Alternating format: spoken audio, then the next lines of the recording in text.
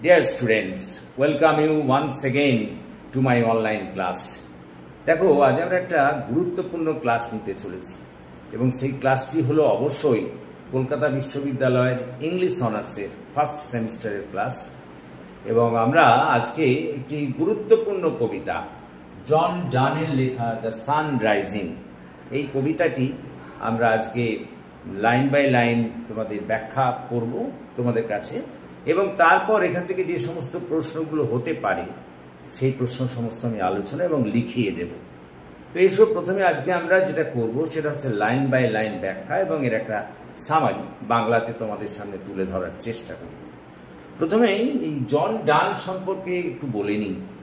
দেখো জন ডান সম্পর্কে বলতে গিয়ে প্রথমেই যেটা বলতেই হয় যে সপ্তদশ শতাব্দীতে 17th সেঞ্চুরিতে ইংল্যান্ডে একটা ছোট্ট সময়ের জন্য হলেও একটা মেটাফিজিক্যাল পোয়েট্রির একটা কিন্তু প্রসার ঘটেছিল, একটা মেটাফিজিক্যাল পোয়েট্রির এজ দেখা দিয়েছিল। খুব অল্প সময়ের জন্য হলেও সপ্তদশ শতাব্দীতে এসেছিল এবং তার অন্যতম নেতা ছিলেন কিন্তু জন ডান। তিনি একজন মেটাফিজিক্যাল পোয়েট, এনার অনেক মেটাফিজিক্যাল পোয়েম আছে। এখানে তার যে দ্য সান রাইজিং এই যে কবিতাটি, এটা কিন্তু তার ওই সব বহুল প্রচারিত এবং বিখ্যাত কবিতাগুলির মধ্যে একটি। তো এখন এই কবিতাটি প্রকাশিত হয়েছিল 1633-তে, 1633 সালে। তো এখন দেখো আমরা এই লাইন বাই লাইন এর ব্যাখ্যা প্রদান করি, তারপরে আমরা তার অন্যান্য প্রশ্নে যাব। দেখো তিনি আর একটা কথা বলে নি, এই যে দ্য সান রাইজিং, এখানে না সানের উপরে পার্সনিফিকেশনের প্রভাব আমরা লক্ষ্য করি। পার্সনিফিকেশন বলতে আমি বলতে চাইছি এখানে সানের উপরে জীবন ধর্ম আরোপ করা হয়েছে, অর্থাৎ সানকে একজন ব্যক্তি হিসেবে এখানে কিন্তু কল্পনা করা হয়েছে বা তিনি কল্পনা করেছেন জন ডান। এবং আমরা দেখবো যদি ফার্স্ট প্যারাগ্রাফটা, এই যে 3টে স্ট্যাঞ্জা আছে, 3টে স্ট্যাঞ্জার মোট 30টা লাইন আছে। এই 3টে স্ট্যাঞ্জার মধ্যে প্রথম স্ট্যাঞ্জাটা যদি দেখি তাহলে দেখব তিনি প্রথমেই কিন্তু সূর্যকে তিরস্কার করতে শুরু করেছেন, সূর্যকে একটু তিরস্কার করেছেন। কেন করেছেন আমরা এক্ষুনি সব ব্যাখ্যা করব। তো এসো আমরা লাইন বাই লাইন এক্সপ্লেনেশনে ঢুকে পড়ি। তাহলে একটা জিনিস জানলে যে এখানে তিনি পার্সনিফিকেশনের উপর ভিত্তি করে, অর্থাৎ সূর্যকে একজন ব্যক্তি হিসেবে কল্পনা করে কিন্তু এই কবিতাটা লিখছেন। কি বলছেন? Busy old fool unruly sun, why dost thou thus. দেখো এই যে তোমরা কথাগুলো দেখবে, BUSIE বিজি, ফুল FOOLE, এর মধ্যে না একটা অ্যানসিয়েন্ট ইংলিশ, ওল্ড ইংলিশের এখানে ছাপ আছে। তোমরা তো জানো যে আমাদের বাংলা যেমন সংস্কৃত থেকে এসেছিল, ওদেরও ইংরেজি তেমনি ল্যাটিন থেকে কিন্তু এসেছে। তো ল্যাটিনের অনেক প্রভাব এখানে আছে। তোমরা এর আগেও পড়েছো হায়ার সেকেন্ডারিতে, শেক্সপিয়ারের যে সনেটটা ছিল সেখানে দেখেছো দাউ, THOU, যেটাকে আমরা ইউ বলি সেটাকে ল্যাটিনে ওখানে দাউ বলা হয়। তো সেই জিনিসের প্রভাব কিন্তু এখানে আছে। তো যাই হোক, তিনি প্রথম বলছেন busy old fool unruly sun, why dost thou thus. মানে তিনি সূর্যকে বলছেন যে সূর্য, তুমি হলে একেবারে একজন বোকা, ব্যস্ত এবং বৃদ্ধ, একই সঙ্গে অবাধ্য। তুমি কেন এরকম করো? অর্থাৎ সূর্যকে তিনি কতগুলো বিশেষণে বিশেষিত করছেন। দেখো বলছেন তাকে ব্যস্ত, বৃদ্ধ, বোকা, অবাধ্য। বিজি মানে ব্যস্ত, ওল্ড মানে তো বৃদ্ধ জানো, ফুল মানে বোকা, আনরুলি মানে অবাধ্য। Why dost thou Das, why ডস্ট, dust কেবল ডাস ধরে নাও, তাহলে হোয়াই ডস্ট দাউ দাস, তুমি কেন এরকম করো? অর্থাৎ ওহে সূর্য, তুমি হলে একেবারে বৃদ্ধ, বোকা, ব্যস্ত এবং অবাধ্য, তুমি কেন এরকম করো? কি করছে সূর্য? Through windows and through curtains call on us. Windows মানে তো জানালা, কার্টেন্স মানে পর্দা, কল অন মানে ডাকা।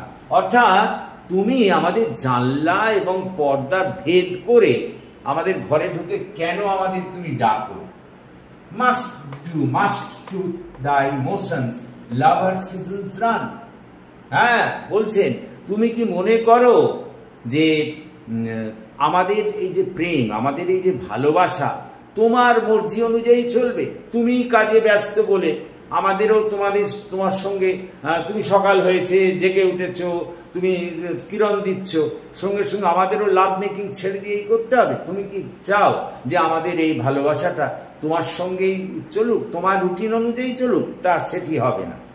তার মানে এই 4টে লাইনের মধ্যে দিয়ে তিনি বলতে চাইছেন যে ওহে বুড়ো, ব্যস্ত, বোকা, অবাধ্য সূর্য, তুমি কেন এমন করো?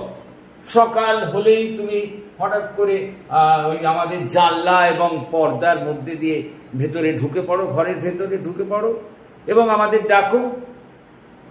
আমরা যখন লাভ মেকিংয়ে, প্রেমে অর্থাৎ ভালোবাসা কর্মে ব্যস্ত, আমি আমার প্রিয়ার সঙ্গে, আমি আমার বিলাভেডের সঙ্গে যখন প্রেম কার্যে ব্যস্ত, তখন তুমি কেন তাতে ব্যাঘাত সৃষ্টি করো? তুমি কেন ঢুকে পড়ো? Must to thy motions lovers seasons run. তুমি কি মনে করো যে তোমার মর্জি অনুযায়ী আমাদের প্রেম কার্যটা চলবে? তোমার সকালবেলা উঠে কিরণ দেয়া, তুমি জেগে উঠেছো বলে আমাদেরও কি প্রেম কার্য ছেড়ে দিয়ে তোমার সঙ্গে তাল মেলাতে হবে? অর্থাৎ আমাদের প্রেমটা কি তোমার মর্জি অনুযায়ী চলবে? জিজ্ঞেস করেছেন কাকে? বল, সূর্যকে। Saucy pedantic wretch, go chide, late school boys and sour prentices. Saucy pedantic wretch, এই কথাটার মানে হচ্ছে, দেখো এর মধ্যে দিয়ে তিনি বলতে চেয়েছেন সূর্যকে যে হে রাগান্বিত, মানে ছোটখাটো বিষয়ে যারা খুব গুরুত্ব দেয় তাদের আমরা এই পেডান্টিক বলি।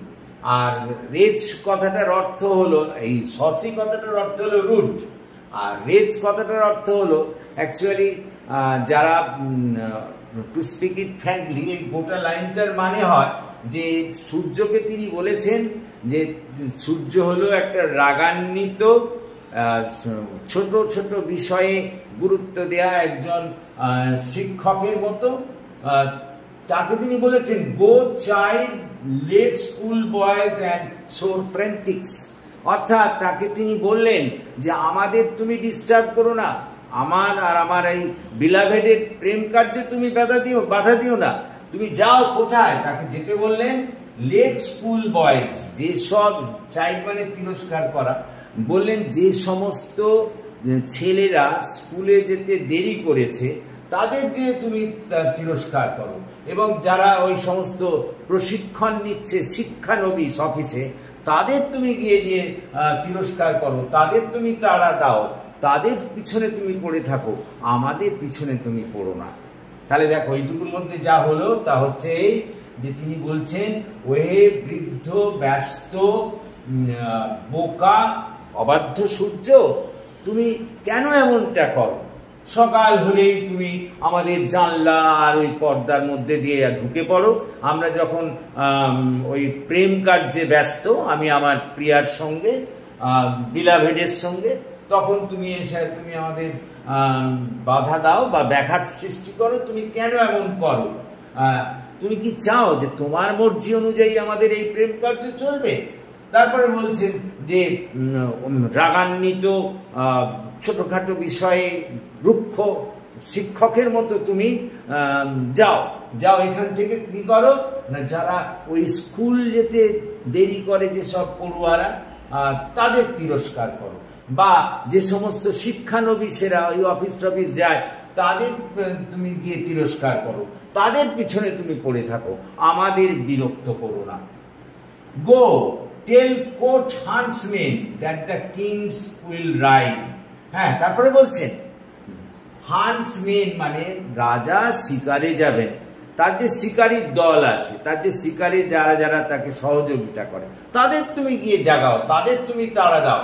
এখানে হান্টসমেন, কোর্ট হান্টসমেন মানে রাজা তো শিকারে টিকারে যান, তার জন্য যারা সবাই তাকে সাহায্য করেন, শিকারীর দল বলতে পারো, যে উনি বলছেন, কবি তাদের বলছেন যে সানকে বলছেন তুমি গিয়ে ওই শিকারীর দলকে জাগিয়ে তুলো যারা ওই তোমার রাজার সঙ্গে শিকারে যাবে। Love all alike, no season knows nor clime nor hours days months which are the ranks of time. খুব সুন্দর কথা। কি বলছেন শোনো, love all alike, no season knows nor clime. অর্থাৎ ভালোবাসা হচ্ছে একটা এমন জিনিস যা কোনো সিজন বা ঋতুর ওপরে বা যা কোনো আবহাওয়ার উপরে নির্ভর করে না। নর আওয়ার্স, ঘন্টার উপরে নয়, ডেজ, দিনের উপরে নয়, মান্থস, মাসের উপর নয়, which are the ranks of time.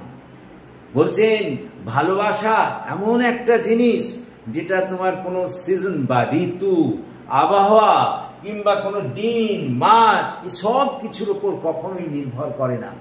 ভালোবাসা হচ্ছে এমন একটা জিনিস সম্পূর্ণ সেটা আলাদা, যেটা যাকে কখনোই ওই তোমার দিন, মাস, ঘন্টা, আবহাওয়া বা ঋতু এর গণ্ডি দিয়ে তাকে কোনোদিন কি বলতো বাধা যাবে না, বাধা দেওয়া যাবে না বা তাকে বেঁধে রাখা যাবে না। তাহলে এই প্যারাগ্রাফ, এই স্ট্যান্ডার্ডের মধ্যে হলো কবি সূর্যকে বলছেন যে তুমি হচ্ছে একটা ব্যস্ত, বোকা, বৃদ্ধ, অবাধ্য, এবং তুমি কেন এমন করো? সকালবেলায় যখন আমি আমার বিলাভেড বা আমার প্রিয়ার সঙ্গে প্রেম কার্যে ব্যস্ত, তখন তুমি আমাদের ওই জানলা পর্দার মধ্যে দিয়ে ঘরের ভেতরে ঢুকে পড়ো এবং আমাদেরকে জাগাও, আমাদেরকে ডাকো। কথাটা বোঝার চেষ্টা করো।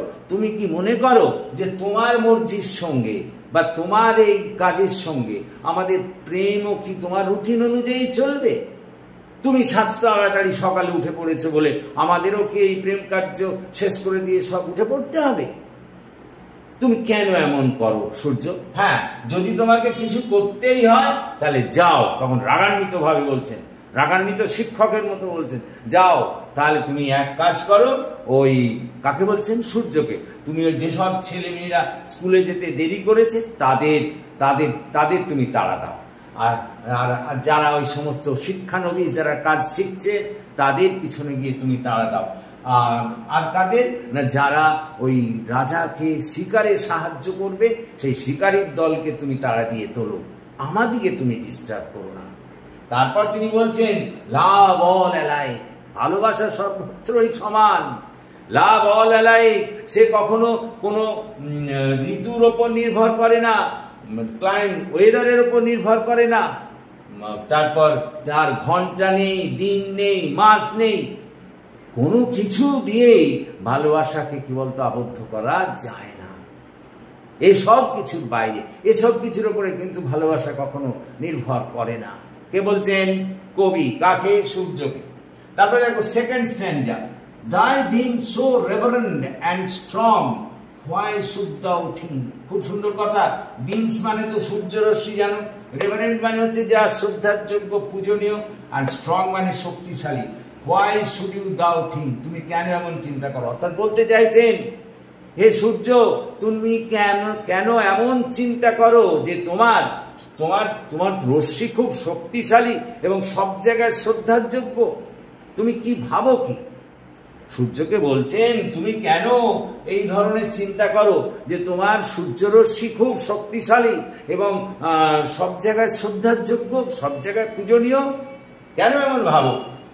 তখন বলছেন I could eclipse and cloud them with a wing. ভালো করে শোনো, ইক্লিপস তো মানে গ্রহণ লাগা, জানো। সূর্যের গ্রহণ লাগলে তো অন্ধকার হয়, তোমরা জানো। and with a wing মানে চোখের পলকে। কি বলছেন জানো সূর্য, তুমি ওই যে তোমার রশ্মিকে শক্তিশালী বলছো, আমি তো চোখের পাতা বুঝলেই তুমি অন্ধকার, তোমার গ্রহণ লেগে যাবে। গ্রহণের সময় যেমন অন্ধকার হয়ে যায়, আমি চোখের পাতাটা বুঝবো, সঙ্গে সঙ্গে তুমি তোমার অস্তিত্বই আর থাকবে না, তুমি আমার কাছে অন্ধকার হয়ে যাবে। কথাটা বোঝার চেষ্টা করো। কাকে বলছেন? সূর্যকে। যে আমি যদি চোখের পাতাটা একবার ফেলি, সঙ্গে সঙ্গে তোমার গ্রহণ লেগে যাবে বা তোমাকে আর তোমার অস্তিত্বই থাকবে না, তখন সবকিছু অন্ধকার বলে মনে হবে। তারপর কি বলছেন? But that I would not lose her sight so long. ভালো করে শোনো, that I would not lose her sight so long. না না, আমি সেটা করব না, চোখের পাতা নামিয়ে আমি চোখ বন্ধ করব না। তাহলে সে তোমার কে শিক্ষা দিতে গিয়ে আমি আমার স্ত্রীকেই আমার বিলাভেডকে দেখতে পাবো না।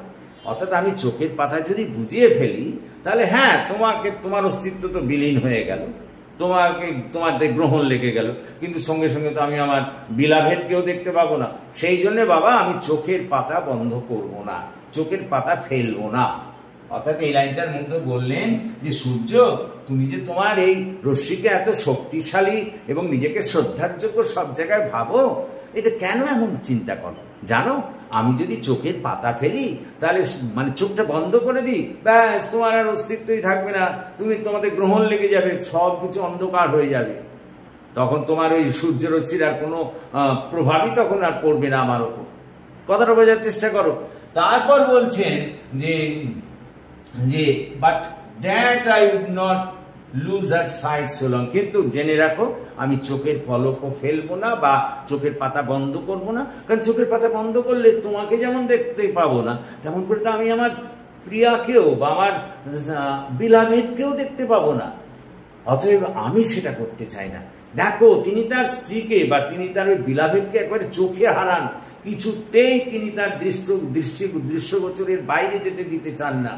সেই জন্য বলছেন যে ঠিক আছে বাবা, তোমার ওই অস্তিত্বর পরীক্ষা নেওয়ার জন্য আমি আমার চোখ বন্ধ করব না, কারণ আমার চোখ বন্ধ করতে গেলে আমি আমার স্ত্রীকে, আমি আমার বিলাভেডকে দেখতে পাবো না, সেই জন্য আমি আমার চোখ বন্ধ করব না। তারপর কি বলছে দেখো, if her eyes have not blinded thine. Blinded মানে অন্ধকার করা, দেখো ভাগ হিসেবে ব্যবহার করা হয়েছে ব্লাইন্ডকে। If her eyes have not blinded thine, জানো আমার স্ত্রীর মানে আমার ওই বিলাভেডের, আমার পাশে যে শুয়ে আছে ওই বিলাভেডের দৃষ্টিশক্তি কিন্তু তোমার চেয়েও প্রখর এবং চোখ দুটো অনেক বেশি সুন্দর ও প্রখর। ইচ্ছে করলে ও তোমার অন্ধ করে দিতে পারে। কাকে বলছেন বলতো? সূর্যকে। আচ্ছা, বলছেন আমার স্ত্রীর চোখ দুটো সুন্দর এবং তার খুব দৃষ্টিশক্তি প্রখর, যা তোমাকে কিন্তু অন্ধ করে দিতে পারে। তারপর বলছেন যে if her eyes have not blinded thine, যদি তার দৃষ্টি বা যদি তার ওই চোখের দৃষ্টি তোমাকে অন্ধ করে না দেয়, যদি তার চোখের দৃষ্টি তোমাকে অন্ধ করে না দেয়, look and tomorrow late tell me, তাহলে এক কাজ করো, আগামী দিন একটু দেরি করে এসো, বেশ ঘুরে টুরে দেখে তবে দেরি করে আমার কাছে এসো এবং বলো, whether both the Indians of spice and mine, whether both the Indians of spice and mine be where thou leftest them or lie here with me. তাহলে কি বলছেন, যদি আমার স্ত্রীর দৃষ্টিশক্তি তোমাকে অন্ধ করে না দেয়, তাহলে তুমি একবার এক কাজ করো, ওই ইস্ট ইন্ডিজ এবং ওয়েস্ট ইন্ডিজ এই দুটো জায়গা ঘুরে এসো এবং দেখে এসো এই যে কি বলছে দেখো এখানে, স্পাইস মানে মশলা আর মাইন হচ্ছে মূল্যবান এইসব বিভিন্ন খনিজ ধাতু। তাহলে দেখে এসো ইস্ট ইন্ডিজ এবং ওয়েস্ট ইন্ডিজে যেসব মশলা এবং ওই মূল্যবান ধাতু যেগুলো সেখানে থাকার কথা সেখানে আছে না আমার এই বিছানায় আছে। লক্ষ্য করো যে কি বলছে, যদি তার দৃষ্টিশক্তি, তার মানে তার স্ত্রীর দৃষ্টিশক্তির কথা বলছেন, যদি তার দৃষ্টিশক্তি সূর্য তোমাকে অন্ধ করে না দেয়, তাহলে কাল তুমি ইস্ট ইন্ডিজ এবং ওয়েস্ট ইন্ডিজ এই জায়গাগুলো ঘুরে একটু দেরি করে আমার কাছে এসো এবং দেখে এসো যে তাদের সেখানে মশলা আর ওই মূল্যবান ধাতুগুলো আছে কিনা, নাকি আমার এই বিছানায় আছে। এই যে দেখো সেই কথা বলছেন, look and tomorrow late tell me whether both the Indians of spice and mine be where thou leftest them or lie here with me. যেগুলোকে তুমি সেখানে দেখেছিলে সেগুলো সেখানে আছে নাকি আমার বিছানায় আছে। বেশ, ask for those kings whom thou sawest yesterday, যে সমস্ত রাজাকে তুমি গতকাল সেখানে দেখেছিলে ওই ইস্ট ইন্ডিজ এবং ওয়েস্ট ইন্ডিজে দেখেছিলে, and thou shall hear all here in one bed lay, সেই সমস্ত রাজাদের তুমি আজ আমার বিছানায় দেখবে। দেখো, তার মানে তার স্ত্রীকে বা তার বিলাভেডকে তিনি কিভাবে তুলনা করছেন। এখানে হাইপারবোল ইউজ করা হয়েছে এবং বলছেন যে আমার স্ত্রী ওই সব মূল্যবান সম্পদের চেয়েও অনেক বেশি দামি, এবং ওই সব রাজাদের, যেসব রাজাদের তুমি আগের দিন দেখেছিলে, তারা সেখানে নয়, দেখবে আমার এই বিছানায় এসে হাজির হয়েছে, কারণ আমার স্ত্রী তাদের চেয়েও অনেক বেশি শক্তিশালী। ক্লিয়ার? তারপর কি বলছে দেখো, yesterday and thou shall hear all here in one bed lay।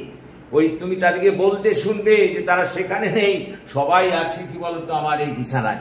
অর্থাৎ সব সম্পদ, সব মূল্যবান জিনিসের সমষ্টিকে তিনি ভাবছেন তার স্ত্রী। তার স্ত্রীর চেয়ে কোনো মূল্যবান কোনো সম্পদ নেই, কোনো রাজা রানীরা তার চেয়ে মূল্যবান নেই। সব কিছুই তিনি তার স্ত্রী বা তার বিলাভেডের মধ্যে দেখতে পাচ্ছেন। তারপর কি বলছেন দেখো, তাহলে এই যে প্যারাগ্রাফটা, এই যে স্ট্যান্ডাটা হলো, এখানে তিনি বললেন যে সূর্য, তুমি তোমার রশ্মির জন্যে তোমাকে নিজেকে এত শক্তিশালী, নিজেকে শক্তিশালী রশ্মি এবং শ্রদ্ধার যোগ্য বলে মনে করো কেন? জানো, আমি মুহূর্তের মধ্যে যদি চোখটা বুঝি, তাহলে সঙ্গে সঙ্গে তোমার অস্তিত্ব বিলীন হয়ে যাবে, অন্ধকার হয়ে যাবে, তোমাদের গ্রহণ লেগে যাবে, তোমার কোনো শক্তিশালী রশ্মি নেই, তোমার সত্যি কথা বলতে কি তোমার রশ্মি শ্রদ্ধার যোগ্যও নয়। তবে জেনে রাখো, আমি আমার চোখ বুঝবো না, কারণ আমি যদি চোখ বুঝি তাহলে আমি আমার প্রিয়াকে, মানে আমি আমার বিলাভেডকে দেখতে পাবো না, আমার স্ত্রীকে দেখতে পাবো না, সেটা আমি করতে চাই না। অর্থাৎ দেখো স্ত্রীকে এত বেশি ভালোবাসেন, তিনি তাকে চোখে হারাচ্ছেন, মুহূর্তের মধ্যেও তাকে তিনি অদৃশ্য হতে দিতে চাইছেন না। কথাটা বোঝার চেষ্টা করো। তারপর তিনি বলছেন, দেখো আমার স্ত্রীর চোখ এত সুন্দর এবং একই সঙ্গে তার দৃষ্টিশক্তি প্রচন্ড প্রখর, এবং সে যদি তোমার দিকে তাকায়, সূর্য, তোমার চোখ অন্ধ হয়ে যাবে, তুমি অন্ধ হয়ে যাবে। আচ্ছা, যদি কোনো কারণে বাই নো চান্স তোমার যদি অন্ধ না হয়, তাহলে তুমি এক কাজ করো, ইস্ট ইন্ডিজ আর ওয়েস্ট ইন্ডিজ ঘুরে এসো, একটু দেরি করে এসো, এত তাড়াতাড়ি এসে আমাদেরকে ডিস্টার্ব করো না, একটু ঘুরে এসো, ঘুরে সেখান থেকে এসে আমাকে বলো যে যেসব সম্পদ তুমি সেখানে দেখেছিলে, তারা সেখানে, সম্পদ মানে দুটো জিনিসের কথা বলেছেন, স্পাইস, মশলা এবং ওই মূল্যবান ধাতু, যেগুলো তুমি সেখানে দেখেছিলে, সেখানে সেগুলো আছে না আমার বিছানায় আছে। অর্থাৎ তিনি মূল্যবান সম্পদের সমষ্টি হিসেবে তার স্ত্রীর কথা বললেন বা নিজের বিলাভেডের কথা বললেন। একই সঙ্গে বললেন যে তুমি ওইখানে যেসব রাজাদের গতকাল দেখেছিলে, দেখবে তারা আমার এই বিছানায় আছে, আমার এই বিছানায় আছে। অর্থাৎ বিভিন্ন রাজাদের সমষ্টিকেও তিনি ভেবেছেন কাকে বলতো, তার স্ত্রীকে। দেখো কত ভালোবাসেন তাহলে তিনি তার স্ত্রীকে। তিনি সূর্যকে বলছেন, তুমি যত সম্পদ ওয়েস্ট ইন্ডিজ আর ইস্ট ইন্ডিজে দেখবে, সম্পদ বলতে মশলা এবং ওই ধাতু সামগ্রী, তার চেয়েও মূল্যবান হলো আমার স্ত্রী, সে আমার এখানে সম্পদ হিসেবে আছে। বা যেসব রাজাদের তুমি দেখেছো, তাদের সমষ্টিগত মূল্য তুমি দেখবে কি বলতো, আমার স্ত্রী, দেখবে তারা আমার সব এইখানে এই বিছানায় আছে, আমার এই বিছানায় আছে। কার মধ্যে দিয়ে? স্ত্রীর মধ্যে দিয়ে। পরেরটা তারপর কি বলছে দেখো, এইখানটা বোঝার আছে, she's all states and princes I, nothing else is. হ্যাঁ, পৃথিবীতে যেসব রাষ্ট্র আছে তার সম্মিলিত শক্তি হচ্ছে আমার স্ত্রী। আমার স্ত্রী মানে আমার ওই ভালোবাসার জন্য, আমার বিলাভেড, সে হলো সমস্ত রাষ্ট্রের কি বলতো সম্মিলিত রূপ। অ্যান্ড প্রিন্সেস, এবং সমস্ত রাজকুমারদের, আই নাথিং এলস ইজ, আমি তার কাছে কিছুই না। কথাটা বোঝার চেষ্টা করো। Princes do but play us compare to this, all honours mimic, all will talk me. সমস্ত ওই যে সব রাজশক্তি, রাজকুমারেরা, তারা আমাদের সঙ্গে তাদের তুলনাই হয় না, তাদের তুলনাই করা যায় না। তারা আমাদের অনুসরণ করে, দে ইমিটেট আস। ওই যে পৃথিবীর যে সমস্ত রাজশক্তি আছে বা রাজারা আছেন, তারা আমাদের সঙ্গে তাদের তুলনাই করা যায় না, তারা আমাদের অনুসরণ করে। হ্যাঁ, এই যেখানে মিমিক কথাটা বলেছে লক্ষ্য করো, all honours মিনিক, all wealth alchemy. হ্যাঁ, আমাদের এই আমার স্ত্রীর ছোঁয়ায় সব কিছু সোনা হয়ে যায়, সব কিছু মূল্যবান হয়ে যায়। আমাদের সঙ্গে ওদের তুলনা করা যায় না। Thou sun art half as happy as we. সূর্য, তুমি আমরা যা সুখী তার অর্ধেকটা সুখ আছে কিনা তোমার তাই সন্দেহ আছে। অর্থাৎ আমরা পরিপূর্ণভাবে সুখী, আমি আর আমার স্ত্রী, এবং তার চেয়ে তুমি অর্ধেক সুখী, পরিপূর্ণ সুখী তুমি আমাদের মতো নও। The sun art half as happy as we. আমাদের সুখের অর্ধেক তোমার আছে, পুরোটা নেই। In that the world's contracted thus. এইভাবেই গোটা পৃথিবীটা সংকুচিত হয়ে গেছে। সংকুচিত, কন্ট্রাক্টেড মানে সংকুচিত হয়ে যাওয়া। থাইন age asks is and since thy duties be। কি বলছে দেখো, থাইন এজ asks is। সূর্য, তোমার বয়স হয়েছে, সূর্য তোমার বয়স হয়েছে, তোমার পক্ষে আর এত কষ্টকর খাটুনি পোষায় না। and since thy duties, তোমার ওই এত বিশাল পৃথিবী তোমাকে তাপ দিতে হবে না। to warm the world that's done in warming us। কি বলছেন, গোটা পৃথিবীটাই আমাদের এই ঘরের মধ্যে সংকুচিত হয়েছে, তোমার বয়স হয়েছে, আর গোটা পৃথিবী জুড়ে তোমাকে তাপ দিতে হবে না, তুমি শুধু আমাদের এই ঘরে তাপ দাও, আমাদের এই ঘরটার মধ্যেই তাপ দাও। থাইনে জাস্টিস, তোমার যা বয়স তা সেখানে কি বলতো বিশ্রাম নেওয়া দরকার। তারপর and since the duties be, তোমার কর্তব্য কিন্তু আর ওই অত বিশাল হওয়া উচিত হবে না। তারপর কি বলছে, to warm the world that's done in warming us. আমাদের তুমি তাপ দাও, তার মধ্যে দিয়ে গোটা পৃথিবীতে তাপ ছড়িয়ে পড়বে। আমাদের তুমি তাপ দাও, অর্থাৎ আমাদের এই ঘরটাকে তুমি তাপ দাও, তাহলে গোটা পৃথিবীতে ছড়িয়ে পড়বে তোমার তাপ। সাইন হেয়ার টু আস, আমাদেরকে তাপ দাও। and thou art everywhere, এর সঙ্গে সঙ্গে গোটা পৃথিবীতে তাপ, যা আমাদের এই ঘরটায় তাপ দেবে সঙ্গে সঙ্গে গোটা পৃথিবীতে তোমার তাপ ছড়িয়ে পড়বে। this bed thy center is these walls thy sphere। ভালো করে শোনো, this bed thy center, এই বিছানাটাই হলো ওই কেন্দ্রভূমি। is these walls thy sphere, এবং ওই বিশ্ব ব্রহ্মাণ্ডের পরিধি হলো এই আমাদের চারপাশের এই ঘরের দেওয়াল। অর্থাৎ গোটা বিশ্ব ব্রহ্মাণ্ড আমাদের এই ঘরের মধ্যে সীমাবদ্ধ। ধরে নাও এটাই গোটা পৃথিবী, আমাদেরকে তুমি তাপ দাও, এর মধ্যে দিয়ে গোটা পৃথিবীতে তাপ ছড়িয়ে পড়বে, তোমাকে আর খাটতে হবে না। বয়স হয়েছে, বুড়ো হয়েছো, এত খাটা কি তোমার পোষায়? দরকার নেই। গোটা পৃথিবীটাই তো আমার এই ঘরের মধ্যে সংকুচিত হয়ে গেছে, দেখলে তো সমস্ত রাজাদের সম্পদ সব কিছু আমার স্ত্রীর মধ্যে সম্মিলিত। অতএব তোমাকে কি দরকার গোটা পৃথিবীতে তাপ দেওয়ার?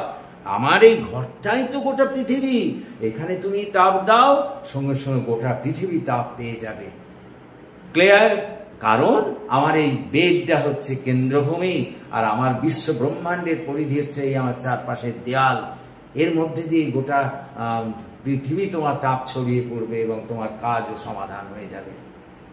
তো দেখো, এটা একটা টোটালি একটা বলতে পারো লাভ পোয়েম।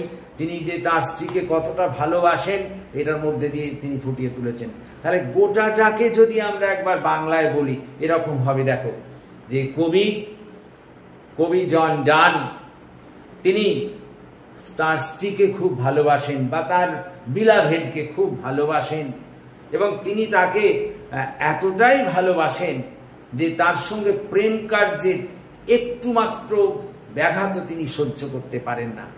তাই তো যখন সকালবেলায় ওই ঘরের জানালা এবং পর্দা ভেদ করে সূর্য তার আলোক রশ্মিকে এই ঘরের মধ্যে প্রবেশ করিয়েছে, তখনই তিনি কিন্তু ভীষণভাবে ক্ষেপে গিয়েছেন, এবং তখনই তিনি সূর্যকে বলছেন, কি বলছেন, যে সূর্য তুমি হচ্ছে একটা বোকা ব্যস্ত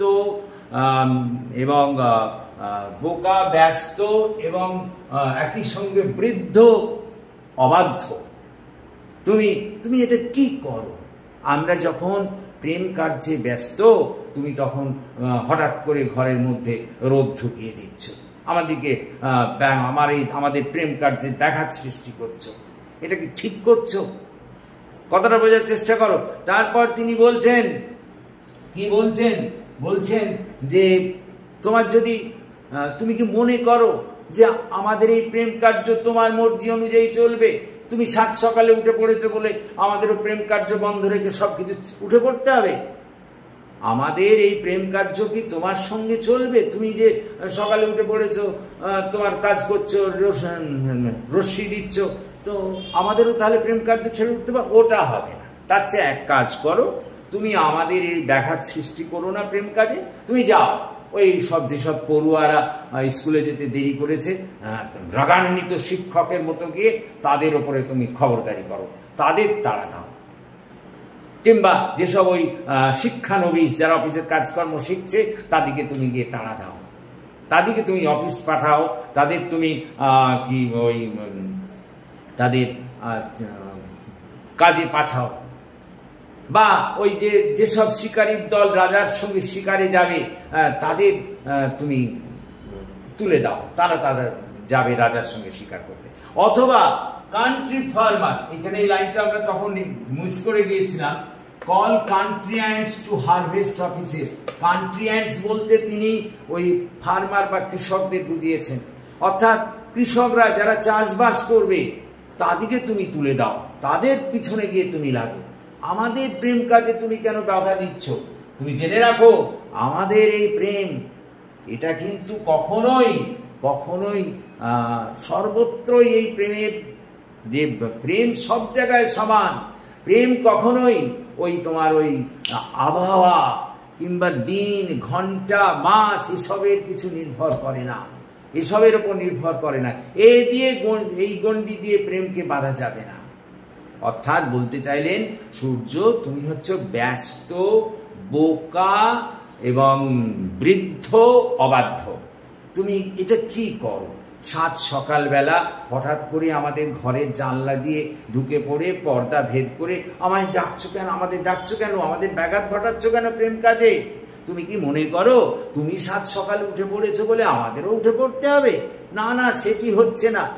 তার চেয়ে বাপু তুমি এক কাজ করো, তুমি ওই যেসব পড়ুয়ারা স্কুলে যায়, যাদের যেতে দেরি হয়ে গেছে তাদিকে গিয়ে তুমি তাড়া দাও।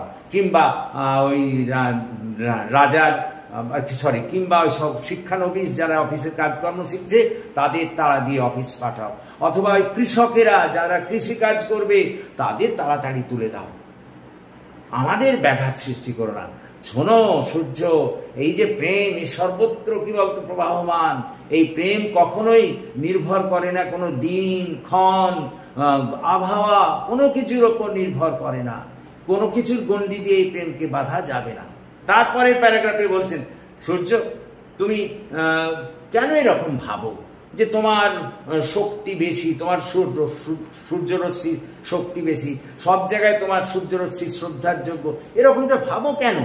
জানো, আমি যদি চোখের পাতাটা একবার বোঝাই সঙ্গে সঙ্গে তোমার গ্রহণ লেগে যাবে, তোমার অস্তিত্বই বিলীন হয়ে যাবে। তবেই তোমাকে আমি বলছি আমি চোখের পাতা বোঝাবো না। কারণ আমি চোখের পাতা বোঝাতে গেলে সঙ্গে সঙ্গে আমি আমার স্ত্রীকে দেখতে পাবো না।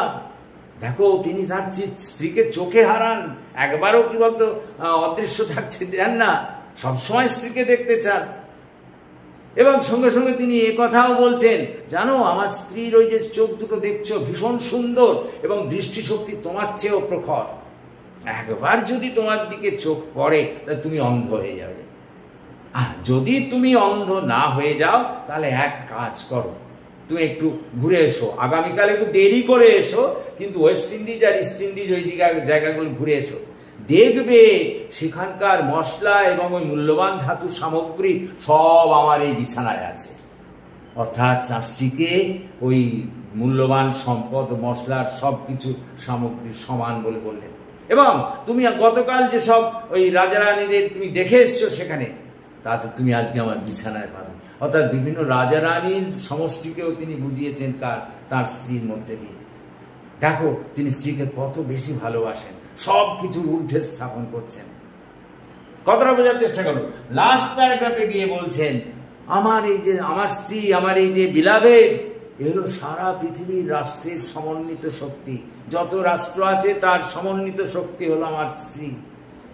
আর যে সমস্ত রাজ্যগুলো আছে সেখানে তাদেরও সমষ্টি হচ্ছে আমার স্ত্রী, আমি সেখানে কিছুই নয়। তারপর তিনি বলছেন ওই যে সব রাজা রানী তাদের আমাদের সঙ্গে তুলনা করা যায় না, তারা আমাদের নকল করবে, আমরা তাদের কপি করব না। তারা আমাদের থেকে শিখবে, তারা আমাদেরকে কপি করবে, তারা আমাদের নকল করবে।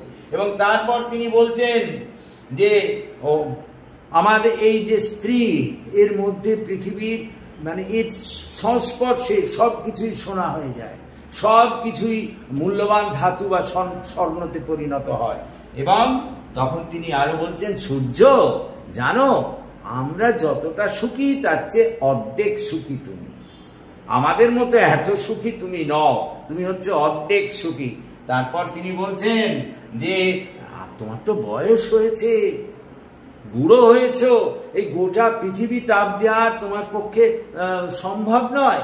এখন গোটা পৃথিবীটাই ধরো না আমাদের এই ঘরের মধ্যে সীমাবদ্ধ হয়ে গেছে, সুতরাং গোটা পৃথিবীকে আর তোমাকে তাপ দিতে হবে না, তুমি আমার এই ঘরটাকেই তাপ দাও, তাহলেই দেখবে গোটা পৃথিবী তাপ পেয়ে যাবে। আর কেন না আমার এই বিছানার কেন্দ্র যেখানে আমার বিলাবেট শুয়ে আছে ওটাই সব শক্তির কেন্দ্রভূমি, আর গোটা ঘরটা হচ্ছে আমার বিশ্ব ব্রহ্মাণ্ড। এই ঘরেই যদি তাপ দাও সঙ্গে সঙ্গে গোটা বিশ্বটা তাপ পেয়ে যাবে, তোমাকে আর এর বাইরে কিছু তাপ দিতে হবে না। এই হচ্ছে মূল কবিতা। দেখো এটা একটা আছে, প্রথমে তিনি সূর্যকে বলছিলেন এই তোমাকে তাপ দিতে হবে না, চলে যাও। তারপরে লাস্টলি একেবারে শেষের দিকে এসে বলছেন তুমি শুধু আমার এই ঘরটাকেই তাপ দাও, তাহলে গোটা বিশ্বটাকে আর তোমাকে তাপ দিতে হবে না। এই আমার ঘর তাপ পেলেই গোটা ঘর পৃথিবী তাপ পেয়ে যাবে। গোটা ঘর মানে তার ঘরটাকেই বিশ্ব ব্রহ্মাণ্ডের পরিধি বলে বুঝিয়ে দিলেন এবং বললেন সব শক্তি তার ওই ঘরে ওই স্ত্রীর মধ্যেই সীমাবদ্ধ আছে। এইভাবে তিনি তার লেডি লাভ অর্থাৎ বিলাভেডের এখানে সঙ্গে তার ভালোবাসার সম্পর্কটাকে তুলে ধরেছেন। সুতরাং it is a typical love poem. Clear? আচ্ছা দেখো প্রেমের কবিতা এটা একটা।